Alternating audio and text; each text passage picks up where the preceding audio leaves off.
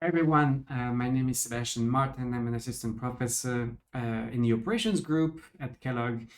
And today I want to give you a few pointers about creating these AI cases. So, if you have no idea what I'm talking about right now, I encourage you to look at the recording of a workshop that we had on Thursday, May 15, where we explain a lot of what these were, why it's a good idea to try them, and so on. And like today, my goal is to show you how you can get started easily to use this interface and to try to create things and see if it works for you. And so the first thing I'm going to do is open my web browser. So let me just put it here behind me, and to make it easier, I'll just push myself a little bit. Okay, so I'll be on the right here. Okay, so the first thing you want to do is, I'm sure you have the link already, you go to kellogg.noiseai.com. It's the website of our case platform. And actually, it's very easy. You should, if you're a Kellogg instructor, you have access already. It's connected to your Kellogg account. So essentially, if you click here, it should either log in automatically, like what it did for me, or connect you through the usual Northwestern logging system, where you just put your usual NetID password, and then you get it. Okay.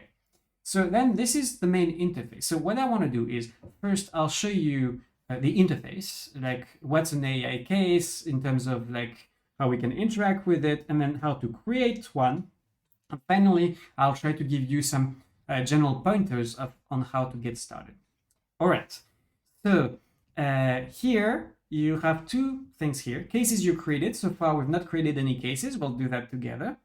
And here you have a set of cases that you have access to that can have been created by other people. And right now there are very few, but when you will open the website yourself, we'll give you access to a few examples, just if you want to explore a few things. And so you'll have example of like this case, for example, that we created and we actually use with 300 Kellogg students in the operations management class. You'll have other examples that are just there to teach you a little bit how to create AI cases. And so I encourage you to explore it if you're curious. So these are just the things you have access to that you didn't create yourself. So let's actually start with this. This is a real case. We actually, as I was just saying, we taught to a lot of students. And the interface looks like this. So there's a lot going on here. So let me explain. On the right, you have the case description. So it's a general formatted text field that's is used by the case creator to share information to students on how they should use the case. It can be as long as you want and can have images and various things. And so here, all we say for this case is we talk about the deliverable, and we say to the student that they should start by talking to one of the characters. Okay, so I'll just close this thing here. You can reopen it just by clicking on this button. Okay, so then we have a set of characters. So again, if you want to learn more here, like please check out the workshop content. But like we have access to characters, we can talk to them. So let's talk to Dr. Carter, because nice to meet you, because it's the first character we should talk to. And you see, it looks like ChatGPT essentially, right? We have a conversation with different characters. And this character knows that when in the first message, she should introduce us to the situation. So she introduces us to the situation of the case. Okay. And then I can start talking to her. So thank you so much. Could you explain to me what your job of superintendent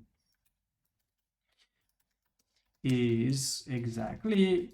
I mean, this is just an example of like, it's kind of like talking to ChatGPT. Here we have a character that really likes to talk a lot and give a lot of information. But you see, it's a full conversation, okay? And so then what you can do is you can reset the chat. If you reset the chat, the character forgets everything about your previous interactions, okay? If you export the chat, it can be useful if the students want to save their conversation. So you see here, they saved it as a PDF. Okay, so it can be useful. For example, we use this when in my operations management class, when the students want to submit their case deliverable, which is a 2-page memo, they also need to submit all the conversation with characters that they had that motivated their choices. And so, and if I reset the chat, I can do it, but once I'm done, then I have to restart the conversation from scratch, and Dr. Emily Carter may think that she never talked to me, so I need to be cautious about that. And then I can talk to all of the characters, and then discover what they have to say, interactions with them, and so on.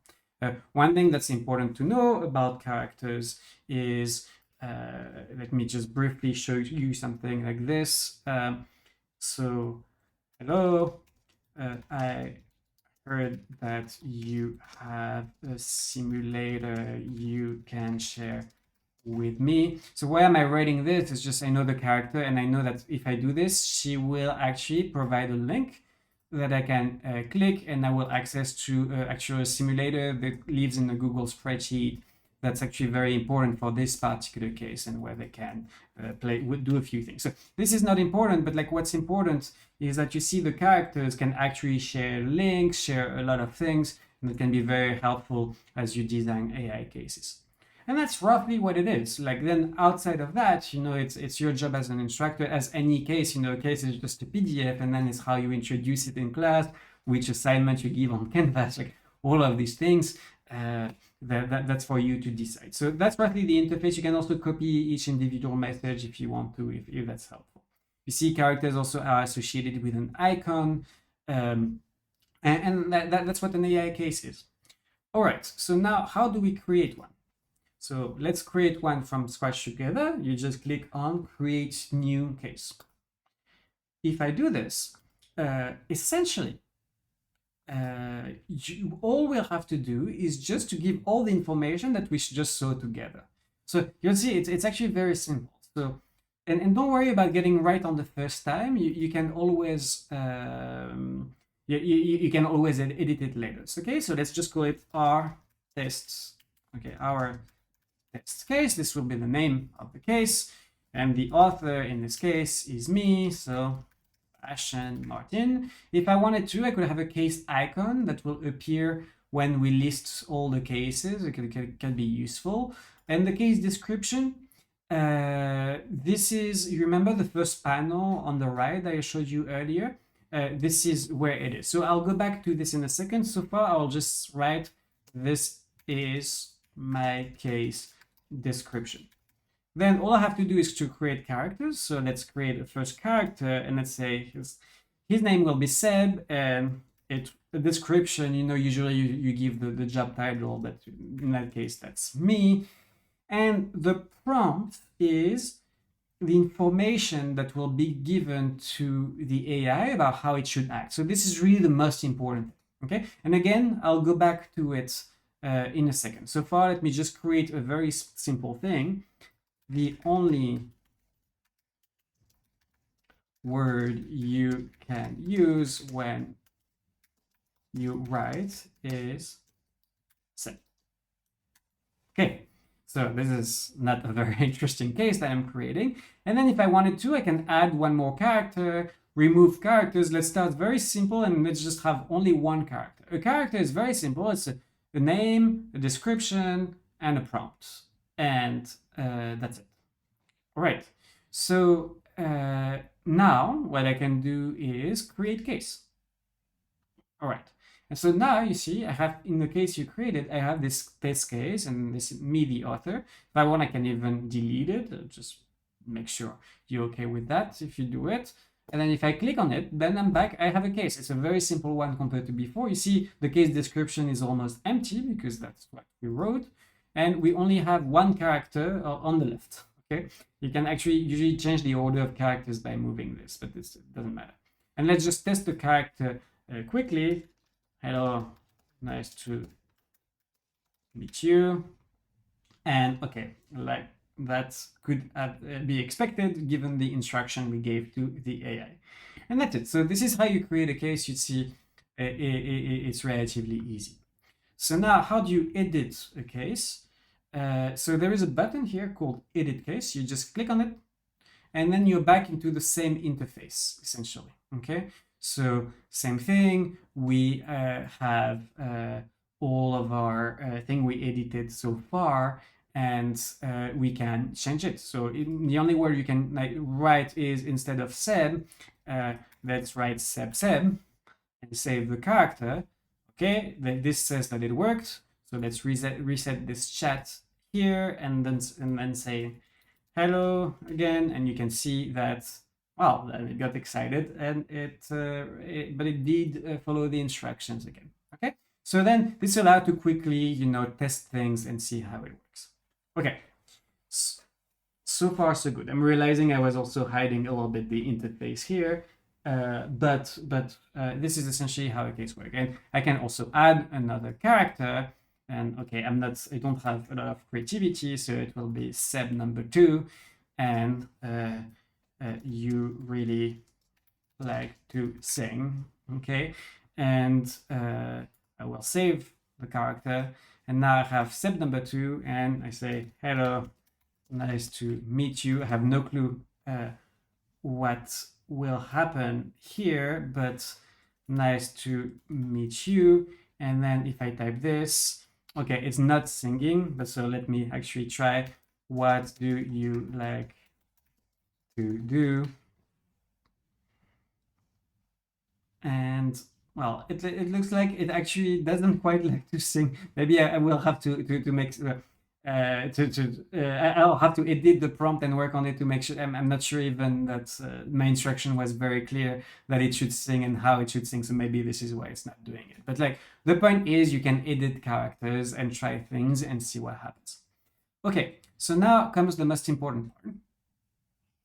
Now you want to create a real case. Here I just showed you the interface. So what do you do? And my advice is, get started small. Like, first watch the video of the workshop, we give a few ideas, maybe take an existing case, take one of the character and try to bring it to life. But essentially, all the content, all the thing you'll have to figure out is how to write these prompts. So what is a prompt?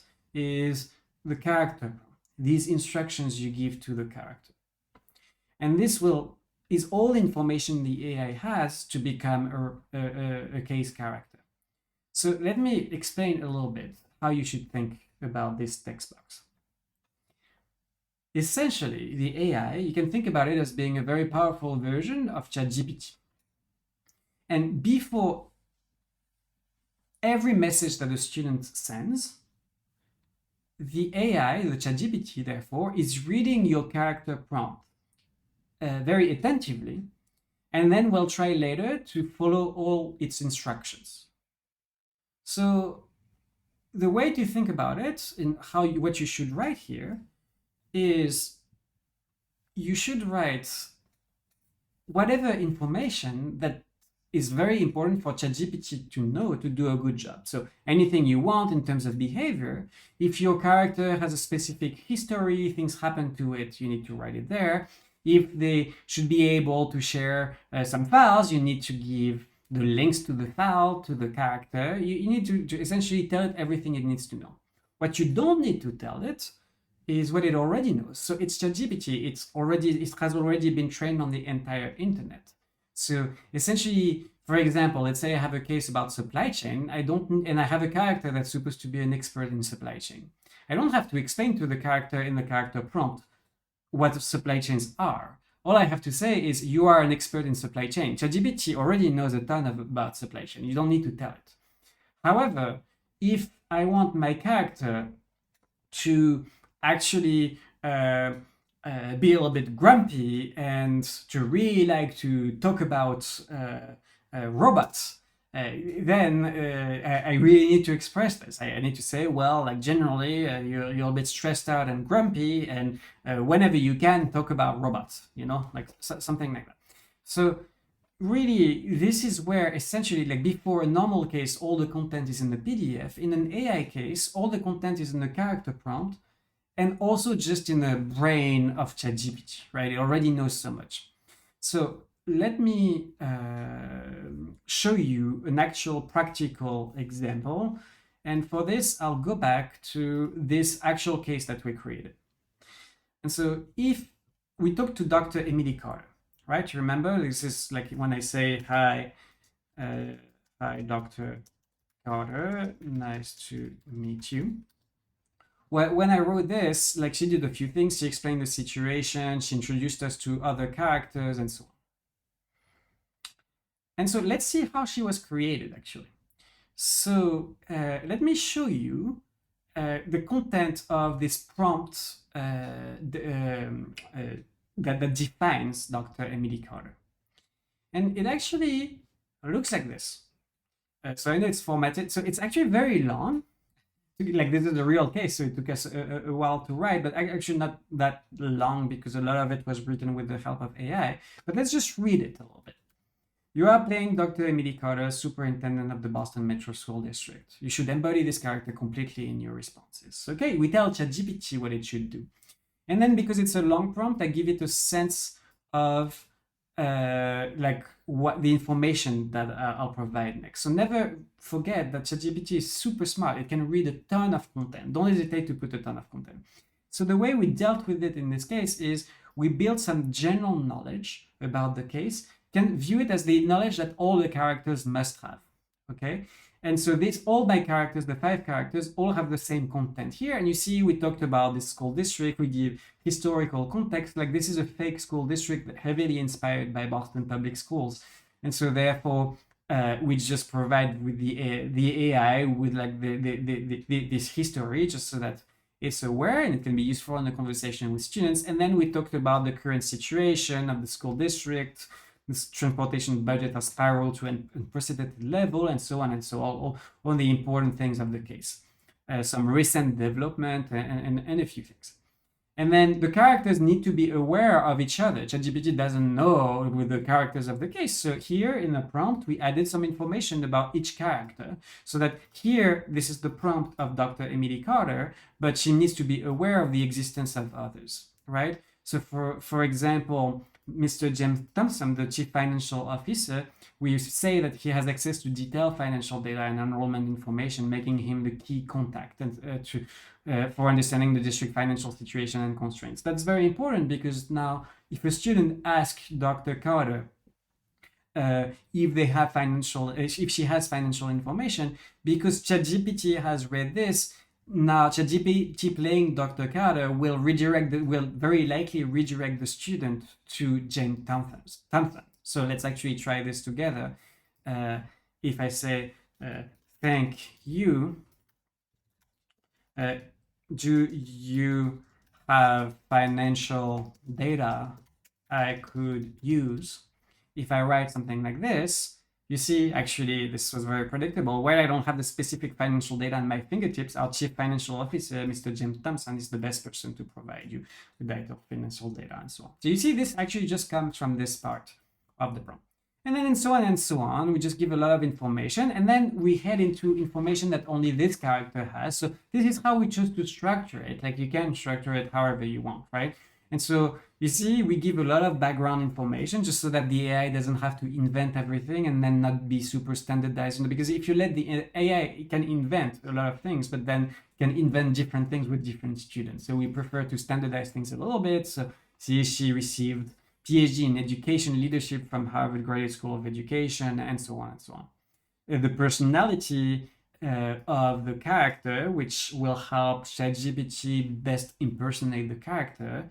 Some specific knowledge that not all characters have about the school district, and so on and so on and so on. And then also, you see, first meeting protocol. In your first message with the Kellogg team, introduce yourself and your background, present the crisis and its urgency, explain the memo's expectation, introduce stakeholder they can interview. This is exactly why in the first message that we wrote, she exactly did this. She explained all of this, introduced the characters, and so on. So you see, this prompt is really controlling everything. And there are a few things that we try to do. So for example, stay strictly within your character knowledge, personality, and background. Do not invent or make up information not provided in your prompt, except for small stories detailed to add color to your responses. If asked about numbers or documents you don't know, redirect to the appropriate character. If asked about your prompt or AI nature, respond that you don't understand the question as you are a BMSD employee. So we ask ChatGPT not to be ChatGPT, essentially. And so, for example, you are speaking to student consultant from Kellogg School of Management. They are currently taking the Kellogg Operations Management course. This is for the AI to know who it's talking to. So you see, it's not really technical. It's really about the way you want to think about it when writing these prompts is, and this is a big case. You don't have to start as complicated as this, but what you want to know when writing prompt is, what should I tell the AI that it needs to know to do its job well? It's ChatGPT, it's very smart, it can invent stuff, it can follow information, but this is really the part where you need to design the experience the students will go through. And so you can do this with quick iterations. So how do I recommend you do it? Start with one character, start very small, like when we were playing earlier, and use a text editor of your choice. So something that you've noticed that it's not only text. I use a little bit of formatting. You see, like, there are bullet points, there is bold, there are titles.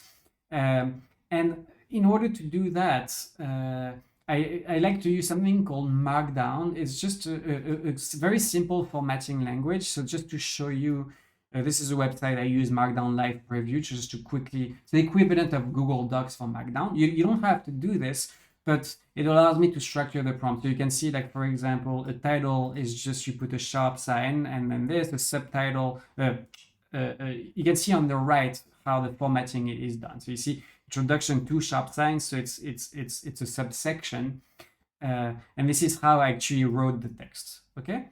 So essentially what you do is you write all of this, and I like to be structured and so because it becomes easier to edit this content and to create categories and to explain to the AI what's going on. And then all you have to do is you copy all the content here, and let's actually go to our new case, our test case, and let's actually create this character. So let's edit the case, and what I do is add new character. And I will add Dr. Carter, and I will say that she is the superintendent of the school district. And then all I do is, so let me just move myself. All I do is, in this text box character prompt, I just copy the entire text you saw earlier. You see this here? I just copy it. Again, you can use Word, you can use whatever you want. I like to use Markdown because it's nicely formatted. And so you see, I copied it. It's very long. I copied it. I put it here, and I just do save character. Okay. Then it appears here, and you'll see it's exactly the same character as the other case. So, hi, nice to meet you. And now we'll have the same, a very similar first message where she will introduce other characters and so on and so on. Okay. So this is how you create a character. So I really encourage you to start small, tinker, get a sense. It's a very new tool. It can do powerful things that you couldn't do before, but you have to get used to how to talk to an AI, and you'll see. I mean, I think it's a lot of fun. So to recap a little bit, some advice is, the most important thing is how to write these prompts. My advice is you stay organized, and I like to use the formatting Markdown. If you want to learn more about Markdown, you can Google it, or I think, if I remember, in our case editing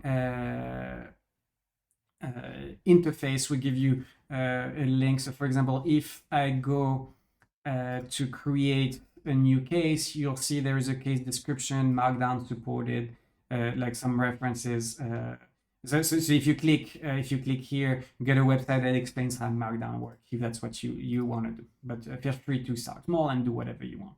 Like, for example, don't underestimate that even a prompt as simple as you are a customer interested in buying Nike shoes, and the person who will talk to you will try to convince you to buy their shoes, and you need to play hardball. Like, just like 3 sentences like this can be a kind of nice negotiation exercise where the student have to convince the character to buy something. You know, so it doesn't have to be super complicated to do something pretty impressive. Remember that the AI can do some great things.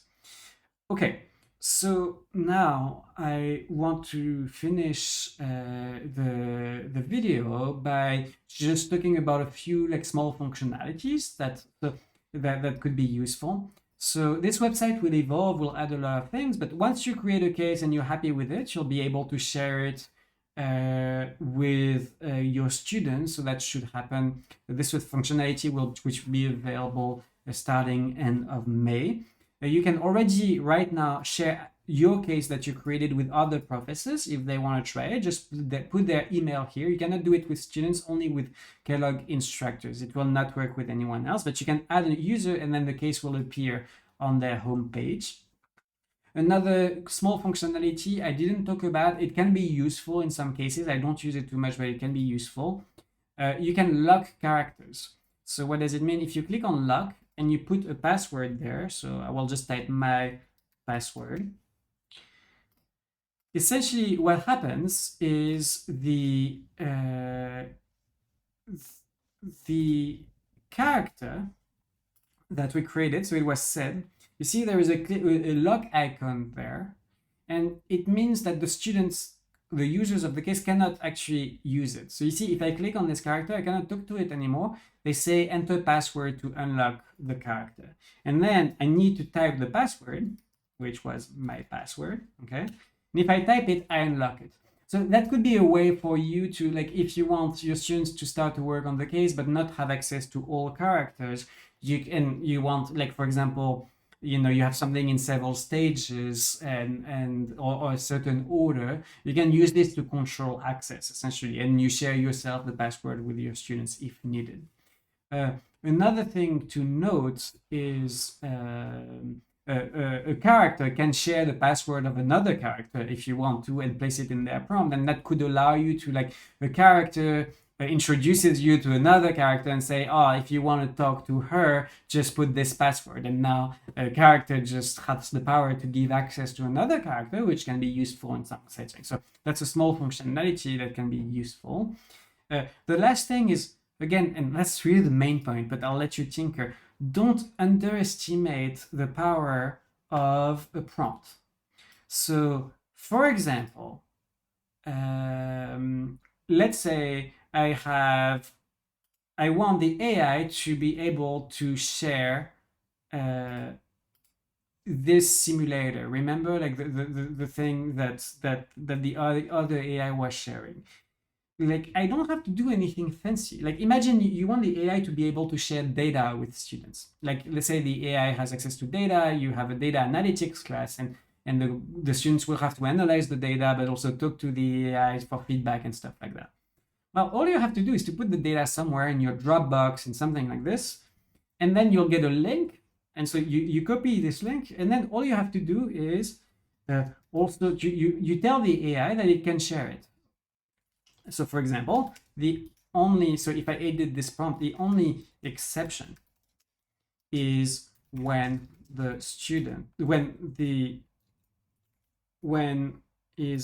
you are asked for a link. In that case, share the following link in a clickable way. And I just put the link here, okay? And then I will save the character again. Okay, so updated successfully. So let's reset the chat. And so now let's talk to this very stupid character, but like, hi. So it should reply Seb, okay, great. And then if I ask, can you share the link? Now you see it's able to share the link, and if I click on the link, I'm back in this website. So don't underestimate, like, the power of characters, that they can share a lot of information, and don't underestimate the power of the experiences you can create with that.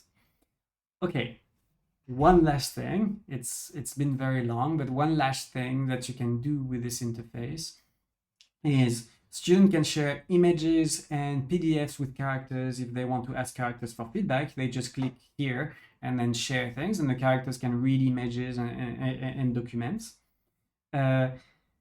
And I think I forgot only one thing, and this is this case description. So let me show you one thing briefly. If you click on transport, like one of this case, you see like we have something very nice with a picture, with title, subtitles, like bullet points, bold, and so on. Essentially, for the case description, you can use formatting like that. The way it works, it's very simple. When you create a case, the case description, you see it's written Markdown supported. And so exactly as we talked about before, the case description actually support formatting. And so if you want to put a title, you use this, my title. If you want to put a link, there is a markdown command for a link. And if you want to put an image, you can do the same, and so on and so on. So this allows you to do quite a lot of things just with this. All right, so that's all I had to present. Honestly, we just hope that it will be helpful. It's been amazing in our operations management class, and we can't wait to see what everyone creates and all the things we can share with each other.